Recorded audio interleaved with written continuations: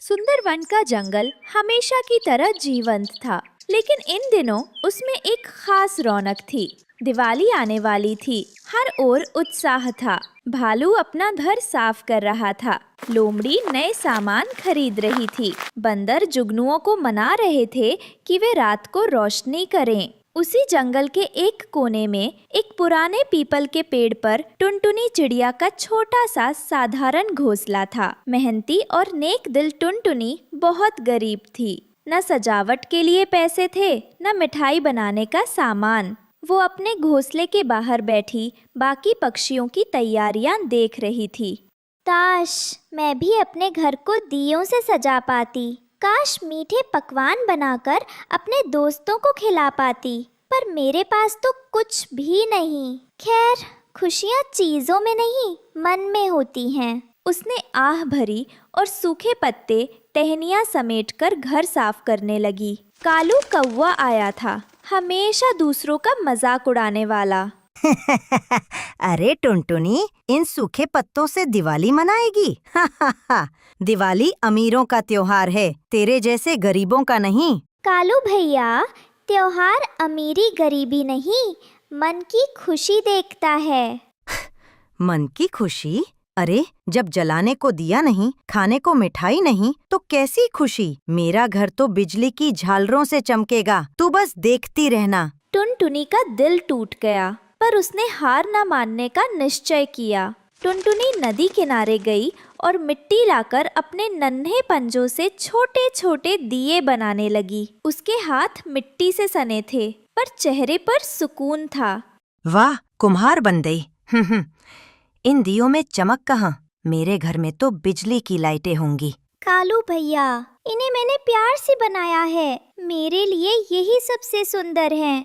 अरे, तेल है क्या? आंसू भरकर जलाएगी क्या? कां कां कां। उसकी बातें तीर की तरह चुभी, मगर टुनटुनी चुप रही। फिर उसने मिठाई बनाने की सोची। जंगल से जंगली बेर, फूलों का रस और कुछ अनाज इकट्ठा कर छोटे छोटे लड्डू बनाए। वे टेढ़े मेढ़े थे, मगर उसके मन में खुशी थी। तभी कालू अपने दोस्तों के साथ आ धमका।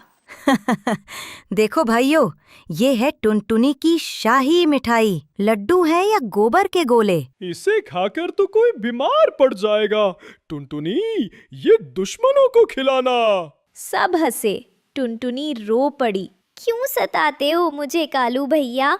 मैंने तुम्हारा क्या बिगाड़ा? तेरा दोष यही है कि तू हम अमीरों की बराबरी करना चाहती है। ये जश्न तेरे लिए नहीं। वह उड़ गया और टुनटुनी चुपचाप अपने लड्डू और दिए कोने में रखकर रोती रही। उसी वक्त उसका दोस्त मिट्ठू तोता वहाँ से गुजरा। उसने टुनटुनी को रोते देखा। टुनटुनी बहन, रो क्यों रही हो? टुनटुनी ने सब बताया। मिट्ठू को गुस्सा आया। उस घमंडी कालू को सबक मिलेगा, तू चिंता मत कर। वह उड़कर गोलू कबूतर और चिंकी कबूतरी को बुला लाया। तीनों ने मिलकर टुनटुनी को ढांढस बंधाया। हम सब मिलकर तेरी दिवाली मनाएंगे। हाँ, दोस्ती का यही तो असली मतलब है। बताओ क्या करना है? तुम लोगों के अपने घर है, क्यों मेरी चिंता करते हो? अरे पगली, असली दिवाली तो दोस्तों के साथ होती है। फिर सब काम में जुट गए। चिंकी नदी से चमकीले पत्थर लाई। गोलू अच्छे अनाज के दाने लाया। मिट्ठू रंग बिरंगे फूल लेकर आया। सब ने मिलकर घोंसले के बाहर सुंदर रंगोली बनाई। फूलों से सजावट की। लड्डू और स्वादिष्ट बने। तुम लोगों का बहुत बहुत धन्यवाद। तुम्हारे बिना मैं हिम्मत हार जाती। धन्यवाद नहीं, मुस्कान दे। शाम को हम सब यही दिए जलाएंगे। चारों दोस्तों के प्यार से टुनटुनी का साधारण घोंसला अब प्यारा और उज्जवल लग रहा था। शाम ढली, आसमान सुनहरी रोशनी में नहा गया। टुनटुनी ने अपने छोटे छोटे दियों में फूलों का रस डालकर बाती लगाई। उसने पहला दिया जलाया और हाथ जोड़कर बोली, हे वन देवी, मेरे पास सोना चांदी नहीं, पर सच्ची श्रद्धा है। मेरे इन छोटे दियों और मिठाइयों को स्वीकार कीजिए। मेरे दोस्तों को खुश रखना और कालू भैया को भी सद्बुद्धि देना। उसकी प्रार्थना इतनी सच्ची थी कि वन देवी का हृदय पिघल गया। अचानक उसका छोटा मिट्टी का दिया सोने सा चमक उठा। फिर एक एक करके सारे दिए सुनहरी रोशनी से जगमगाने लगे। घोंसला स्वर्ग की तरह दमकने लगा। वन देवी की कोमल आवाज आई, टुनटुनी, तुम्हारे सच्चे मन ने मुझे प्रसन्न किया है। दिवाली का अर्थ धन नहीं, दिल का उजाला है। टुनटुनी ने आंखें खोली। उसके सारे दिए अब सोने चांदी के थे। फूलों का रस सुगंधित तेल बन चुका था। लड्डू पंच मेवा बन गए थे, जिनकी खुशबू पूरे जंगल में फैल गई थी। हे वन देवी, आपने मेरी लाज रख ली। ये मेरे जीवन की सबसे सुंदर दिवाली है। उधर कालू कौवा अपने आलीशान घर में मोमबत्तियां और मिठाई सजाए बैठा था। दोस्तों को बुलाकर बोला, चलो टुनटुनी के अंधेरे घर को देखकर आते हैं। आज उसे पता चलेगा असली दिवाली कैसी होती है। देखना, अब तक वो रो रही होगी। पर जैसे ही वे पास पहुँचे, सबकी आंखें चौंधिया गईं। पेड़ से तेज दिव्य रोशनी फूट रही थी। ये टुनटुनी का घोंसला नहीं हो सकता। धीरे से उन्होंने आंखें खोली और दंग रह गए। टुनटुनी का घोंसला सोने की तरह चमक रहा था। दिए जल रहे थे। तभी मिट्ठू, गोलू और चिंकी, शेर राजा, हिरन, खरगोश, सब जानवर रोशनी देखकर वहां आ गए।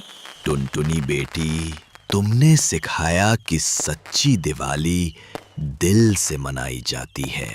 तुम्हारे घर की रोशनी पूरे सुंदर वन को उजाला दे रही है। टुनटुनी ने सबको लड्डू बांटे। जिसने खाया उसके मन में शांति और प्रेम भर गया। कालू कौवा और उसके साथी शर्म से झुक गए। मैंने इसे नीचा दिखाया, पर असली अमीरी तो इसके दिल में है। वे चुपचाप लौट गए। उनके घमंड की दीवारें टूट चुकी थीं। पूरे जंगल ने उस रात टुनटुनी के साथ मिलकर दिवाली मनाई। टुनटुनी ने सबको सिखाया कि त्योहार का मतलब दिखावा नहीं, बल्कि प्रेम बांटना है। अगली सुबह जब टुनटुनी जागी, उसका घर फिर वैसा ही साधारण था। सोने चांदी के दिए फिर मिट्टी के बन गए थे, मगर अब उसका मन पहले से कहीं ज्यादा उज्जवल था। तभी दरवाजे से आवाज आई, टुनटुनी, क्या मैं अंदर आ सकता हूँ? टुनटुनी, मुझे माफ कर दो, मैंने तुम्हारा दिल दुखाया। कल की रोशनी ने मेरी आंखें खोल दी। क्या तुम मुझे अपना दोस्त बनाओगी? बीती बातें भूल जाइए कालू भैया। दिवाली का मतलब ही माफी और मिलन है। तुम सच में महान हो टुनटुनी। उस दिन के बाद कालू ने घमंड छोड़ दिया। वो सबका मददगार बन गया। सुंदर वन के हर कोने में टुनटुनी की कहानी गूंज उठी कि सच्ची दिवाली दियों से नहीं, प्रेम और करुणा से जगमगाती है। अंत में टुनटुनी आसमान की ओर देख मुस्कुराई। धन्यवाद वन देवी, आपने मुझे दिखाया कि सच्चा उजाला बाहर नहीं, भीतर जलता है। और उस रात सुंदर वन में जो रोशनी थी, वो सिर्फ दियों की नहीं, दिलों की थी।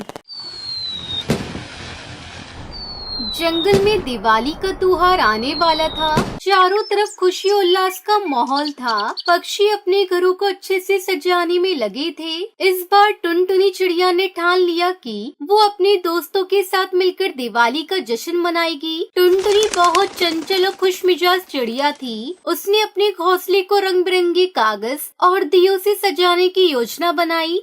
अगर मैं अपने घोंसले को खूबसूरत बनाऊंगी तो मेरे सभी दोस्त दिवाली मनाने जरूर आएंगे। फिर टुनटुनी ने अपने दोस्तों को बुलाने का काम शुरू किया। उसने तोता, कबूतर और बहुत से पक्षियों को आमंत्रित किया। सबने खुशी खुशी आने का वादा किया, लेकिन एक समस्या थी। कालू कौवा जो हमेशा किसी न किसी तरह से टुनटुनी की खुशियों में खलल डालता था, इस बार भी वो पीछे नहीं रहने वाला था। कालू कौवा टुनटुनी की योजना को सुनकर चिढ़ गया। टुनटुनी को इस बार सबक सिखाना पड़ेगा। मैं उसकी दिवाली का मजा खराब कर दूंगा। फिर उसने एक योजना बनाई। कालू कौवे ने सभी पक्षियों को अपने पास बुलाया और कहा, टुनटुनी के साथ मिलकर जश्न मनाने को कोई मतलब नहीं। वो हमेशा खुद को सबसे अच्छा साबित करने की कोशिश करती है। हम क्यों उसकी मदद करें? कुछ पक्षी कालू कौवे की बातों में आ गए और टुनटुनी के दिवाली के जश्न में आने से मना कर दिया। लेकिन कबूतर और तोता, जो टुनटुनी के अच्छे दोस्त थे, उन्होंने कहा, हम टुनटुनी के साथ दिवाली मनाएंगे। वो हमारे दोस्त थे और हमें उसकी मदद करनी चाहिए। वहीं टुनटुनी ने अपने जश्न के लिए विशेष तैयारियां की थी। उसने मिठाइयां बनाई, रंगोली सजाई और एक बड़ा दीप जलाने का निर्णय लिया। उसने सोचा कि अगर वो एक बड़ा दीप जलाएगी तो सभी पक्षियों का ध्यान उसकी ओर खींच लेगी। जैसे जैसे दिवाली का दिन नजदीक आ रहा था, टुनटुनी ने अपने जश्न के लिए और भी अधिक मेहनत की। उसने अपने घोंसले को दियों से सजाया और अपने दोस्तों को फिर से बुलाने का फैसला किया। उसने एक संदेश लिखा और उसने कबूतर और तोते के माध्यम से सभी पक्षियों तक पहुंचा दिया। दिवाली का दिन आ गया। टुनटुनी ने अपने घोंसले को दीपों से भर दिया। सब कुछ तैयार था। उसने अपने दोस्तों का इंतजार करना शुरू किया। कबूतर और तोता सबसे पहले पहुँचे। तुम्हारा घोंसला तो बहुत खूबसूरत है। ये दिवाली का जश्न सच में बहुत खास होने वाला है टुनटुनी। धन्यवाद दोस्तों। चलो अब हम और भी दोस्तों को बुलाते हैं। लेकिन कालू कौआ, जो दूर से सब देख रहा था, वो जलन और गुस्से से भरा हुआ था। उसने सभी पक्षियों के पास जाकर कहा, अगर तुम सब टुनटुनी के जश्न में गए तो मैं तुम्हें सबक सिखा दूंगा। लेकिन कबूतर और तोता ने कालू कौवे की बातों को नजरअंदाज कर दिया। उन्होंने टुनटुनी के साथ मिलकर जश्न मनाने का फैसला किया।